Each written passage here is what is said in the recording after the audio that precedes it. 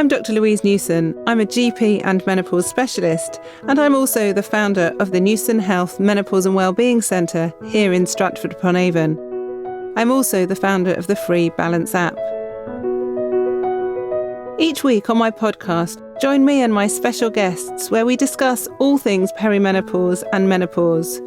We talk about the latest research, bust myths on menopause symptoms and treatments, and often share moving and always inspirational personal stories.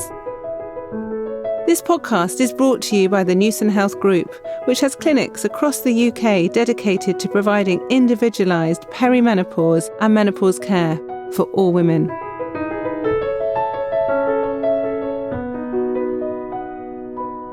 So I'm very excited for today's podcast. I've got with me in the studio someone called Freda, who approached me, like lots of people do, and told me about the incredible work that she's doing. And for those of you that might know, I spend a lot of my time trying to work out how to reach people who have really been unheard, have been sort of vanished from society with their perimenopause and menopause. And the more work I do, the more I realise, sadly, there's lots of those women. And it's actually, I think, the majority of women who are not able to access really good quality care, advice and treatment. So Freda's been doing some really great work. So I'm very privileged to have you here today at my studio. So welcome today. Thank you, Louise. It's a privilege to be here, actually. Oh, thank you. So just tell me a bit about you first and your background and why you're doing what you're doing, if that's okay. As you may have gathered from some of my background information, I am a creative person who works across the cultural sector. And at the moment, I'm working in the culinary world, so everything to do with food, health, well-being, and being equipped to understanding our bodies and how we can make really the best of our health through food, through nutrition, through lifestyle. And in the current world that we're living in, we need to be fully aware of how our longevity impacts our family and our communities. So just making sure that we are, I suppose, making the best choices when it comes to food, nutrition, and even lifestyle. And that extends to, as I say, the creative sector, the creative industries. I came across the work that you were doing, obviously, through my own journey and wanting to know more, and I equipped myself with a lot of knowledge, a lot of background, and being in a perimenopausal state myself, I felt I needed to reach out and talk to you about some of the, I suppose, the inequities that still exist. Even though there are some brilliant services out there and some great research and work, sadly there are still pockets of communities that are not accessing the right care and the right treatment, especially when women of my age bracket approach menopause and are in perimenopause. Absolutely. So it's interesting. When I trained in Manchester many years ago now, it was a huge ethnic minority population.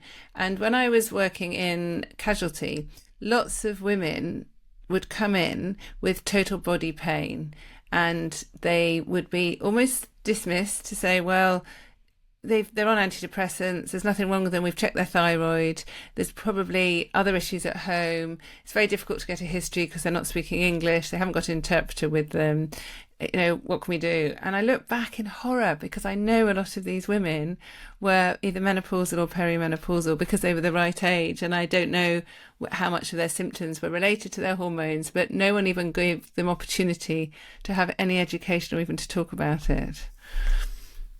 I think that's very sad, and I think that pertains to a lot of the cultural taboos and stigmas associated with perimenopause and menopause, especially when you think that a woman's currency in many communities, not just Pakistani and Asian community or ethnic communities, but across the whole spectrum, I would imagine, a woman's currency is linked to fertility, to youth, to abundance.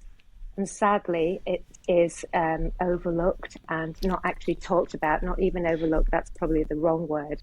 It's not even addressed because it is considered almost like a failure on the part of a matriarch, on the part of a woman, and part of the family, I which is think very, very sad.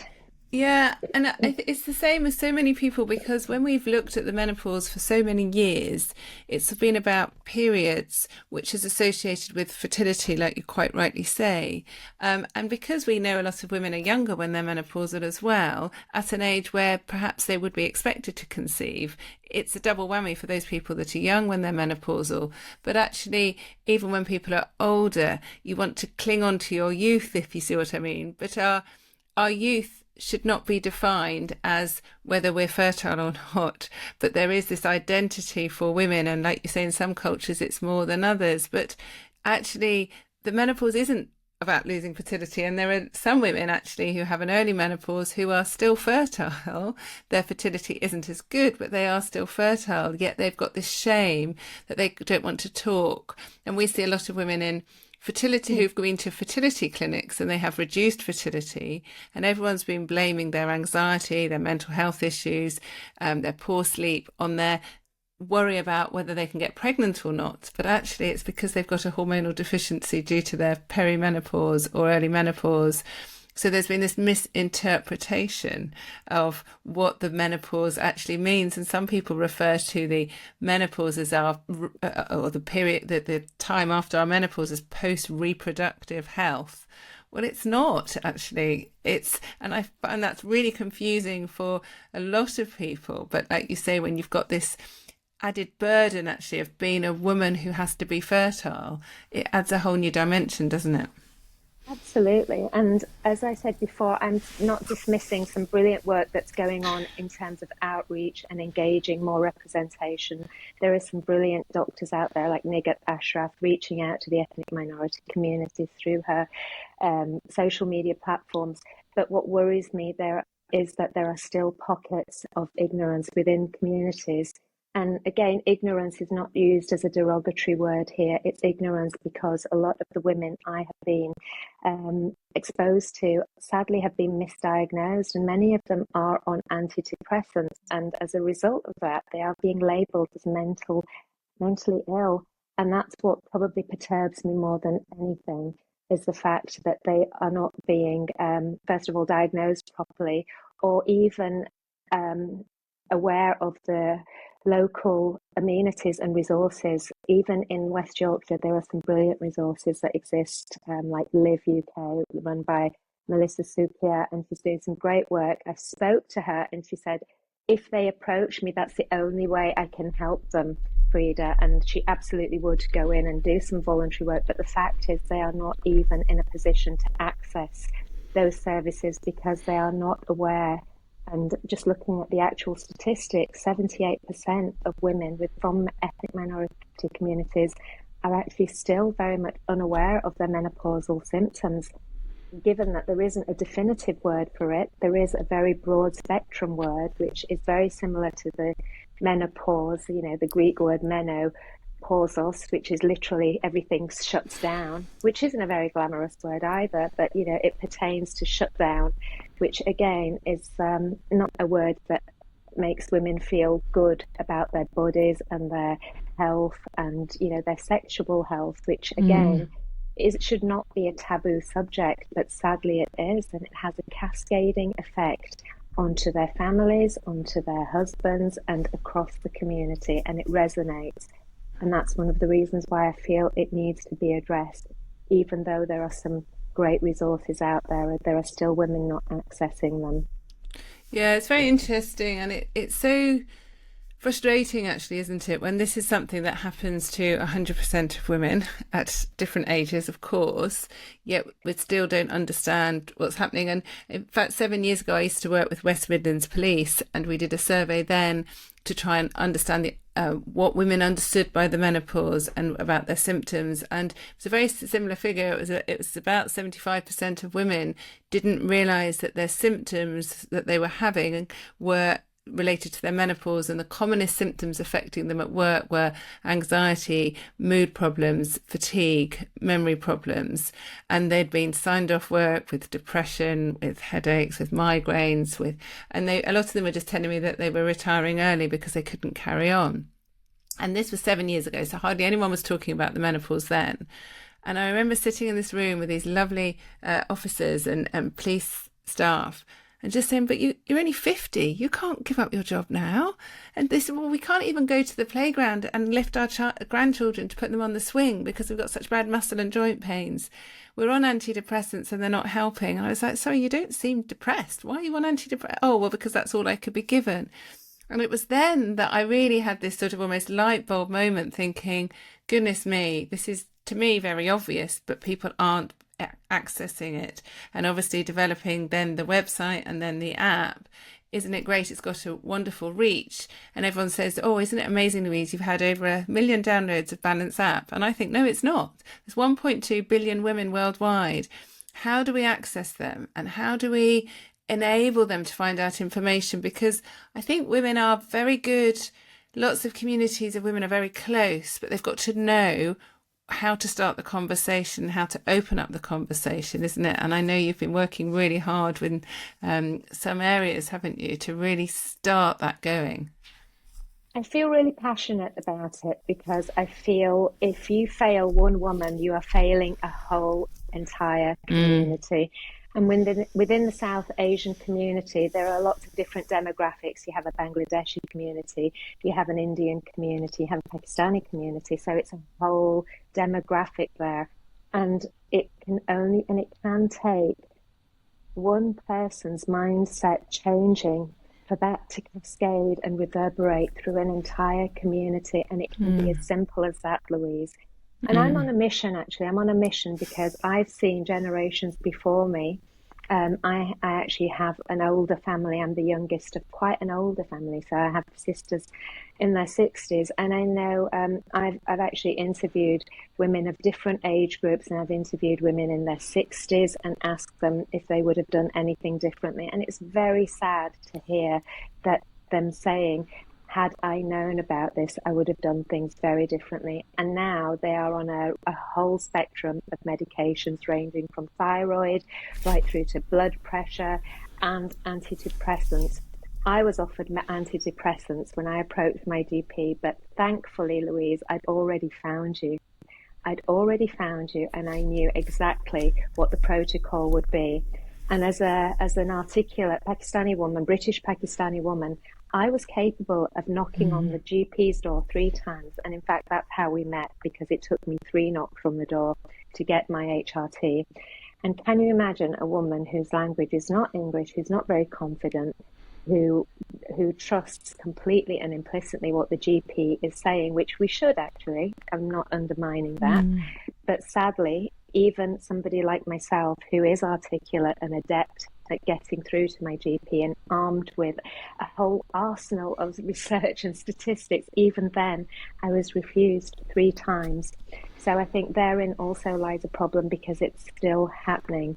And I think if we enable and empower one woman to knock on that door, however many times it takes, and if it means, me going in and making sure this is happening at a pedestrian level. I'm not a clinician, and I don't profess to be anybody from a medical background, but as a person who can give women a voice and enable them and maybe empower them to just, keep pushing and not accept the first port of call, which sadly is always antidepressants, from what I've learned from the communities I'm working with. And like I said, the system is still failing many women.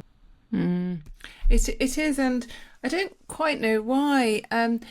One day maybe I'll find out, but I really don't understand why. And I'm a fellow of the Royal College of GPs, and I did speak to some of the people quite high up, I won't mention any names, recently, and asked them where the antagonism is for my work and for menopause, and why is it that women are being underserved. And one of the responses was, well, Louise, your media attention to the menopause is quite difficult because it means so many women now are coming asking for hormones to the detriment of other patients. And I feel really sad about that, because I think if we can invest time-wise, but also economically, in women in their first or second consultation, sometimes it can take more than one consultation to go through everything, but then these women will then often be liberated and not come back into general practice or to other healthcare systems, because many women, and we know that from just doing some research in our clinic, once they are better and have the right treatment, and looking at treatment, when I say holistic treatment, looking at changing, improving their nutrition, exercise, sleep, well-being and hormones if they want them, then actually they don't then go back to their GP in the short term because they don't have symptoms, but in the longer term we know they're less likely to have cardiovascular disease, diabetes, osteoporosis and so forth. And we know that women from certain ethnic minorities have a higher risk of obesity, type 2 diabetes, cardiovascular disease. Many of these women have a younger menopause. We know women who are younger when they're menopausal have a higher risk of these diseases as well. We wouldn't allow women to be walking the streets with raised, untreated blood pressure or raised, untreated type 2 diabetes. Yet we're allowing them to have very low hormone levels with risks and symptoms affecting the quality of their life, and almost being annoyed that they're coming to ask for treatment. I don't really understand that. And the more work we do empowering people, the sadder the stories are that I hear of people being turned away.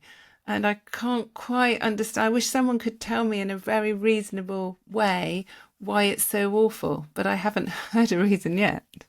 Well, therein, for me, lies the injustice, Louise, and I think you hit the nail on the head. If a woman is misdiagnosed, then it does sadly lead to many other conditions which you have shown to be linked to the menopause, dementia, osteoporosis. All of these conditions could quite easily have been, I'm not saying remedied, but HRT isn't always the answer, but an awareness of just something as simple as diet and changes to a woman's diet when certain hormones go out of kilter. I specialise in food. Whilst I'm not a nutritionist, I understand what foods work, and it's pretty common sense for me. I've been cooking for many, many years where things were cooked from scratch in most instances, and I know that fresh, unprocessed food help certain menopause conditions, and it's as simple as just awareness and information in many instances, which that in itself doesn't necessarily involve a medical intervention. That isn't something that a woman necessarily needs to reach for, the antidepressants. It's just on the first port of call, it should be, have you accessed this service that is available to you in your community? That's something I really want to do. If that's a bridge that I represent, then I would be happy to do that, to signpost women from my community. And I suppose I have a special interest in my own community. I can't speak for the wider community, but having worked and being from that community myself, I understand the cultural sensitivities, the taboos and everything else I've mentioned. But I certainly can support women and signpost them to accessing the right healthcare before they go down a slippery slope of, once they're on something, sadly, there are side effects, and those side effects can lead to more and more medication. I've seen it happen. I've seen it happen in the older generations of, say, for example, of my mother's generation, when a lot of the women in her generation were bedridden at the age of 50 plus. Thankfully, my mum's very, very well in her 80s. But she had a very different approach to it, and it was more about mindset, health, well-being and food, actually, which is probably where I took my inspiration from, food, and do what I do. But there are a lot of women who did, even at that time, and we're talking about the 80s and 90s, well before you came on the scene, Louise, even less knowledge and understanding of menopause. Many women became bedridden, and I often used to wonder why, and I know now. And I know lots of it, a certain percentage of that would have been definitively linked to menopause. So tell us about some of the work that you've been doing, some of the research you're doing. I know you've been speaking to a lot of people, and I'm really keen to hear a bit more about that, if that's possible, Freda. Definitely. Well, I've interviewed over 20 women. I have case studies of 20 women written down, the ones that I found quite interesting, and as I said before, quite definitive in terms of some of the really interesting points that came out. And it's a very broad demographic from very highly adept and articulate, educated women right through to, and again, I'm not using this as a way to undermine women who are who have come from South Asia, who are housewives and just as adept, but in a different way. So women who are articulate enough to access services, I interviewed them, and I interviewed housewives from certain communities who are not necessarily medically literate enough to access services.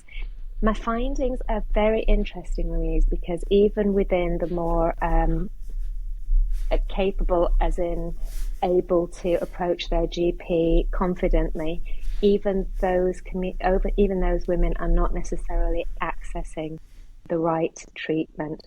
And the women in the community centres, they have been offered certain treatments but are refusing. And I also interviewed daughters of some of the women I interviewed to see what effect it was having on in a more family environment, and men as well, and looking at the way men approach or don't approach or even want to engage in the conversation. So my findings are interesting. Some of the older participants sadly said that they were felt that they'd been let down by the system. Had they known about it, they would have accessed treatment, because now they're on a spectrum of medications, which they are certain in themselves that they probably wouldn't have had to, because of some of the joint pains that they're suffering, some of the cardiovascular symptoms that some of them have suffered.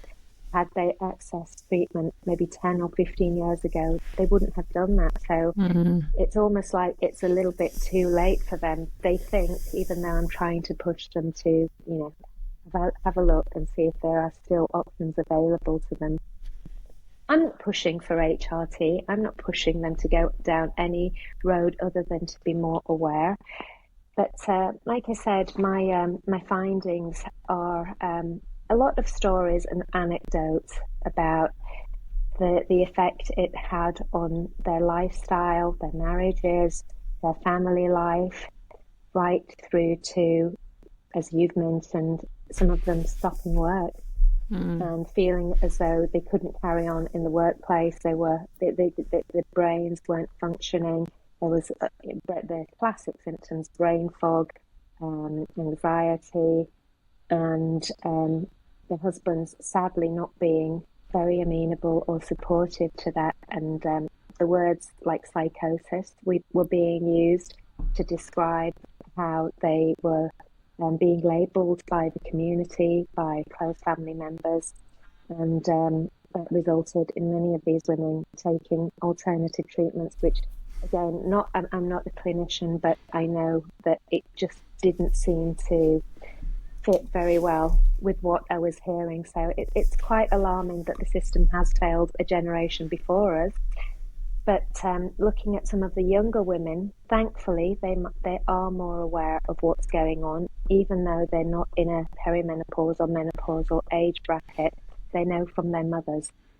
They know from the experiences of what their mothers are going through, and are more adept, and probably will be more adept at accessing the services. But even then, many of them, because they're not in that age bracket or even thinking about perimenopause, they're still very, very much unaware of what's to come. Some of them even use the word frightened, scared. The idea of the menopause, it fills them with dread. And again, one of my roles, I feel, is to advocate that it shouldn't have to be like that for a woman who is perimenopausal. And I feel it is a game changer, and I feel that there are so many things and opportunities available.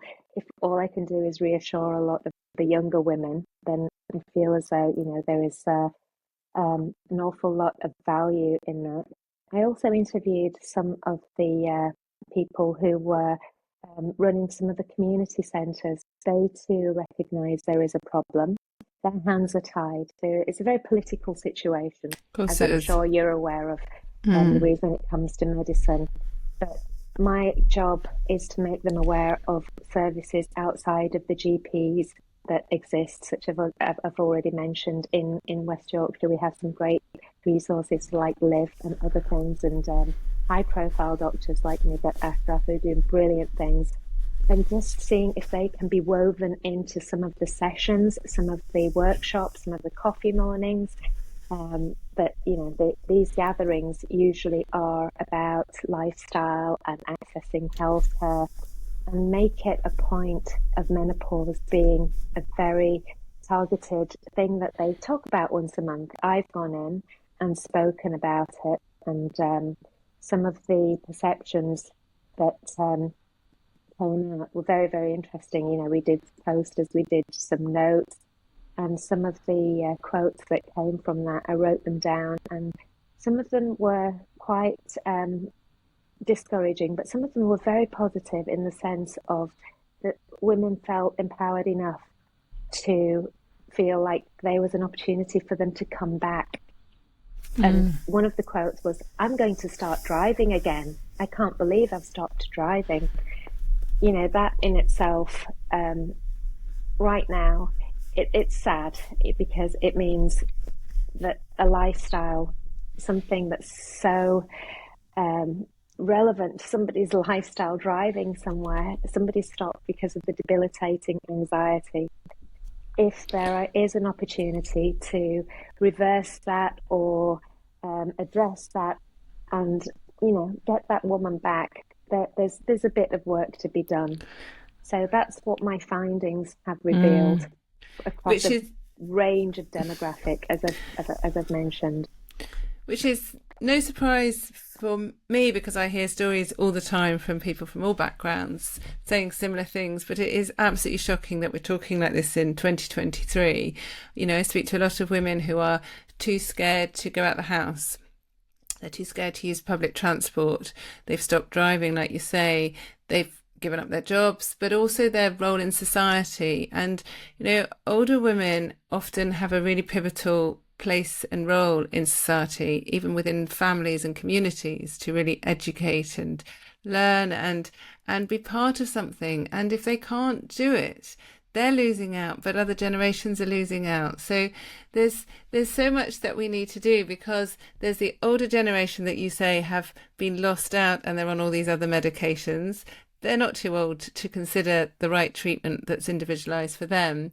But really crucially, and I clearly think about this a lot, having 3 daughters, that the new generation coming in need to be educated really early so they can make choices when they haven't become this shadow of a person that has withdrawn from society, because it's too hard when you're riddled with anxiety and you're a shell of yourself and you've knocked on that door too many times to try and get help, or you've received the wrong help.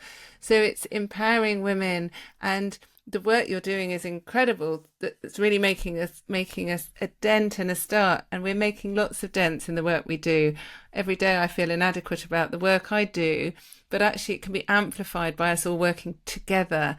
And I think that's where it's absolutely crucial that we all work together to help as many people as possible, because if each of us just helping a few, if there's enough of us, then it really gets amplified and resonates, and that's seems to be what's happening. But we certainly have to do so much more work to get to certain communities. So I think your work is incredible, and any of you that follow you on Instagram will see how amazingly talented you are, not just with the work that you're doing beyond home and everything else, but the way that you design and cook the food. I just feel incredibly inadequate. It's wonderful, and it's actually a very, very calming Instagram page just to look at, actually, with all the craziness of everything that's going on. So there's so much you're contributing to. So before we finish, are you able to give 3 take-home tips for those women who may have listened to this and are struggling, or those women who think, yes, I might be able to help people in my community just by talking, and how do I start, or what do I do? Are you able to help at all with 3 tips? I think my 3 tips would definitely start with representation in terms of possibly seeing something that's culturally relevant, and I don't want to duplicate what's already going on, because I know that you know, there are some materials that have been transcribed into South Asian languages, but just to reinforce that, you know, through marketing, videos, posters. I'm a South Asian woman, I'm a Pakistani, I'm a British Pakistani woman, and I know I represent a certain demographic. I feel as though I can reach many women through the fact that I am from the community, but maybe platforms for women like myself who are able to cascade that information and let that, as you said, reverberate across those communities. Because if you're amenable and you're relatable, I think you will get through. If there is something that is accessible about a woman of colour, speaking sense and taking away the taboo and the fear and a lot of the flawed research that as a clinician you'll know, you know, just dispelling all of that. But representation, I think, is really important, that Pakistani women of all demographics can relate to somebody from their community that is in the same space as them. I think the other very important thing is diagnosis being more considered. So when that first port of call, maybe getting a second opinion.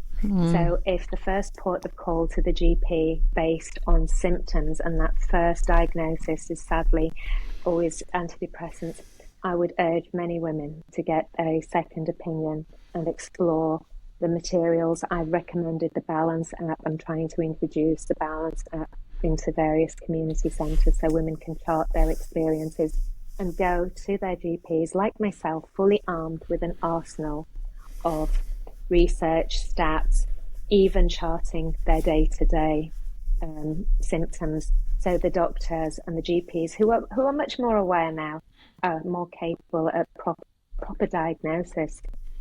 And then maybe finally, training for, not necessarily for clinicians, but training for gatekeepers. And when I say gatekeepers, I'm talking about community centres who do look after the well-being of many women, and community leaders or people that have a voice within those communities.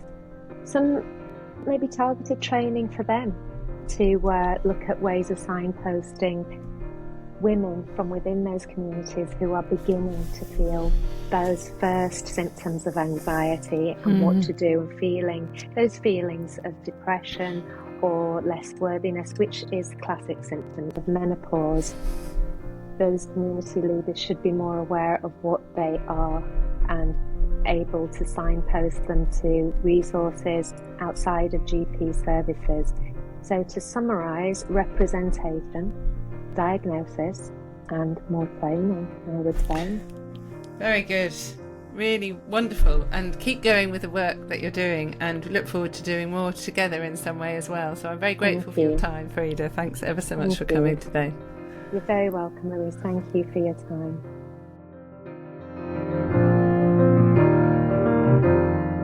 You can find out more about Newson Health Group by visiting www.newsonhealth.co.uk. And you can download the free Balance app on the App Store or Google Play.